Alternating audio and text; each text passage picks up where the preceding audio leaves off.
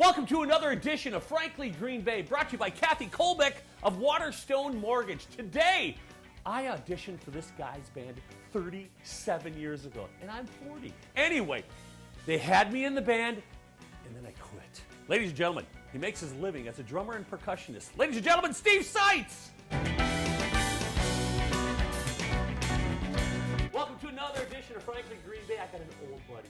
Steve, I know we've known each other 37 years. Can you pray? 37 years. Do you remember me auditioning for your band? I do. And I'm so sorry that you decided not to be with us. We're going to talk about that later, okay, all right, Steve? but yes, I do. Oh, God, the memories. But first, Steve, we're going to talk about you. You're a drummer, percussionist. When did drums become important in your life? I would say pretty early. Okay. I was 14 and kind of joined a lot of local bands. Okay. And then I think the big changing point for me was in 86. 86? 76. I'm so Seven? sorry. It's hard those years. Oh, I know. Yes. Crazy. 76. Okay. On stage was it was a show band. Show Yes. bands were really big back then, and that was the choreography and the singing. It wasn't just the playing. And joined that group and ended up touring for about 12 years. So, Steve, at 14, you start drumming. But before that, were you interested in music? Were you in band, or was anything in grade school or whatever? I was a kind of a troubled teen, and You so were? music, yeah. But so music was my only outlet, really, man. Were you so, a hippie? Yes. You were. Yes, I was. Because yeah. you were a product, I mean, we're pretty close in age, but you were the early 70s growing up with Yes. that type of music. Who was your influence at that time?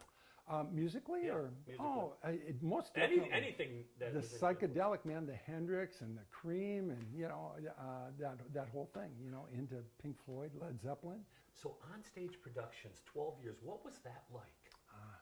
It was really awesome.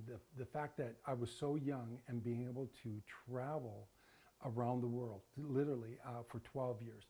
We did USO tours for in Europe, 8 weeks at a time there. Iceland. We went to China, the Caribbean. It was great. Working on the road, time Yes. to settle down. Now here you are in Green Bay, Wisconsin. You start a little band called Fiesta. Okay, now we're not gonna. I want to get a little history about this, but first, how did that band get started? Okay. When I got off the road, 12 years later with On Stage, we were doing the grand opening for the Paper Valley in Appleton.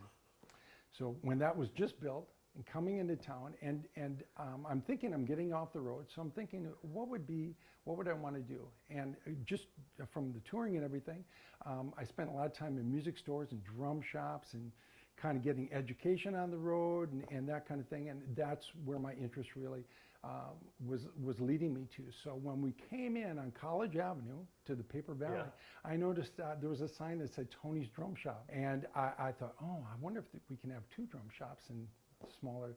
But anyways, I was there for a couple of weeks because of the grand opening. I met Tony. Tony came out and saw the band. We instantly kind of connected, and I got off the road and I started working for Tony, and Brad Miller and I ran the Green Bay store for him. Yeah. Hey, tune in next week as Steve and I are wearing the same shirts for part 2.